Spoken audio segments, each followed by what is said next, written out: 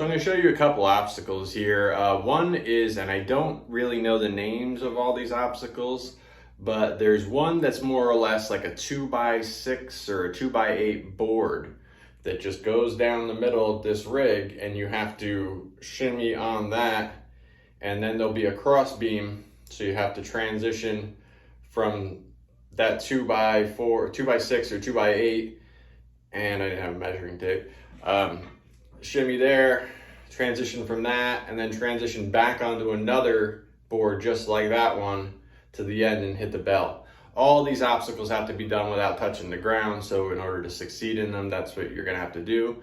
So that's the one you see on there. Another one on there, and I really like this obstacle. I think it's such a cool obstacle, and I'm so glad that I was able to conquer it. But you're holding rings in your hand, loose rings in your hand. And what's hanging is hooks that go in both directions. And you have to swing and hook your ring on that. And as you swing, hook your ring on the next one. Now you have to take that back ring off as you swing through and hook it on the next one. And you'll see where that thing was swinging, and I missed it multiple times. And I just held on, and the guy was even telling me to swing my legs up to hit the bell with my feet, because you could do that to complete. But I mean, I would have had to pull my whole body weight up vertically, or horizontally. And I wasn't, that's not what I was gonna try to do. That was gonna take a lot of energy and effort. And if I got up there and I didn't get it, there's a good chance I would have fell from that, or a ring would have came off, so I knew I could finish that, so I did. And I held on, waited for my moment. I missed it multiple times, but when I got it, it was cake. And at that point, I was able to get through no problem.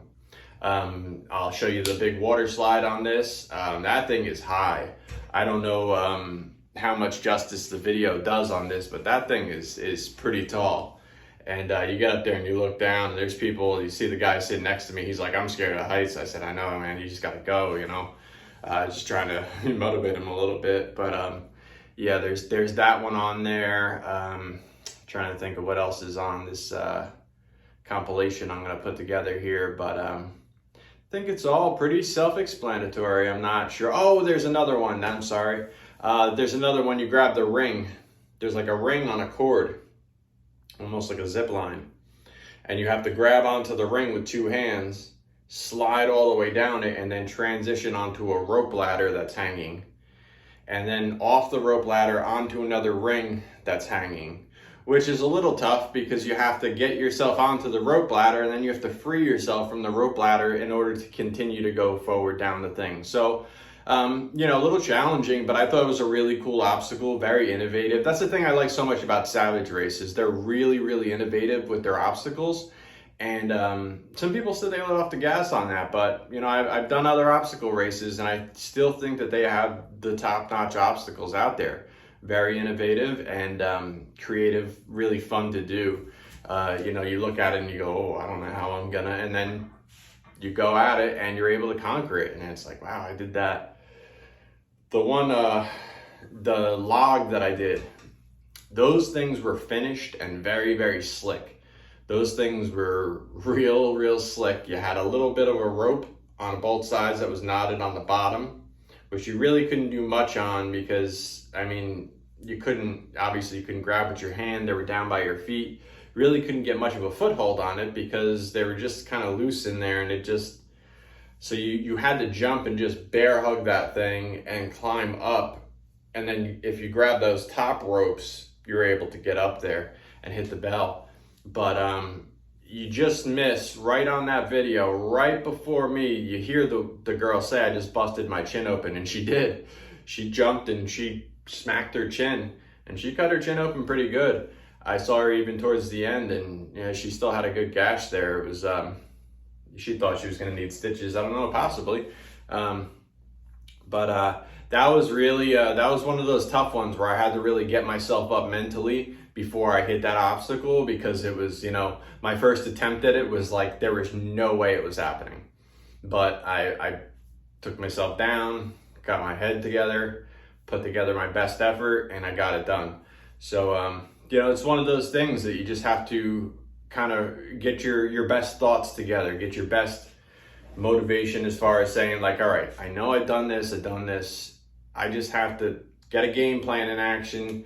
You know, this is, you can watch a couple people do it, watch a couple people fail, and then go, all right, here's what I'm gonna do, and just devote, you know? So it's a lot of that. It's a lot of just kind of figuring out the way. You'll see people succeed, you'll see people fail, and then you'll also see how you get through some obstacles, and you can kind of adjust what you're doing accordingly to what's worked for you. Because again, like sometimes I can go on a monkey bar and do, you know, hand by hand in a situation easier than I can the swing method. But if I can get the swing method going, I can get through fast. I remember a few years ago, I did bone frog, and one of the obstacles, it had ropes with like a little knob at the end, a little rubber knob at the end. And I think there was 6 of them. And I got through the whole thing on 3 because my swing was on point on that one, because I had a great grip with those rubber things on the bottom. I grabbed, I think, the second one. So I skipped the first one. I leaned forward, grabbed that one, because whatever you can grab is legal as long as you're not touching the ground. So I grabbed that one, gave me a little extra momentum. I swung through and hit that thing, and the guy who was volunteering there, he's like, that was the coolest thing I've ever seen. He's like, whoa, I don't, and you know, I just saw the opportunity to hit that in a way that I knew I could. Again, it's just putting your plan in action, knowing what works for you, and then just hitting it with everything you got. You know, you don't want to go in blind, or, you know, not knowing how you're going to grab things, because that's when you get confused up there. You burn out a lot of energy before you really have a plan to get through to the end, and then sometimes you figure it out halfway through and it's too late. So organize those thoughts, get them together. You know what you can accomplish. You know, you're either capable of monkey bars and rigs and things like that, and if you are, you're capable of doing all this stuff, you know. And if you're not, you can start out slow. You start out doing, you know, pull-ups with resistance bands to help you. You start doing, you know, more shoulder workout, back workout, things like this. You know, you work the upper back and the shoulders, you're able to do a lot more of these things, you know. So little by little, you can get it together, and some of these things might look really, really overwhelming, but knowing what you can do and applying it to all new situations is going to work great. So hope that helps somebody out there. Hope you enjoy all these videos.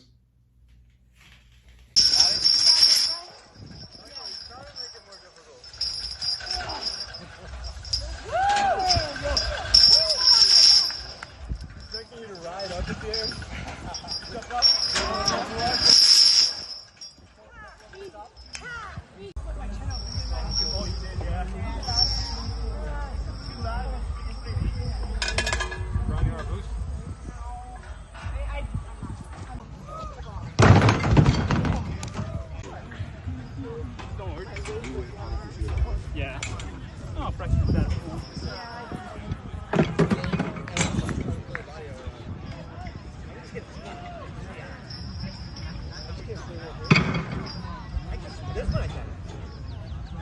You reach out, you can start on the first 2. You gotta hold a little this way, but you can place the second one before you even start. Oh, my left hand's weak as shit. I know the issue. Try.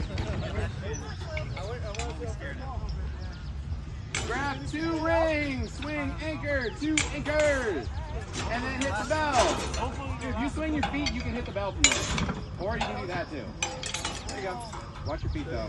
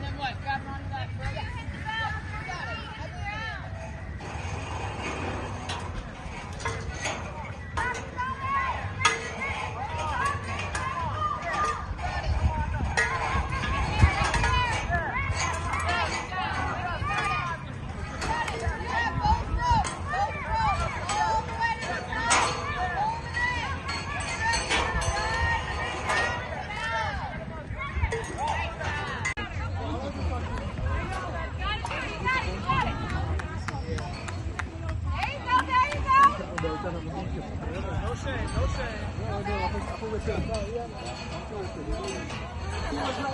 You can do it again.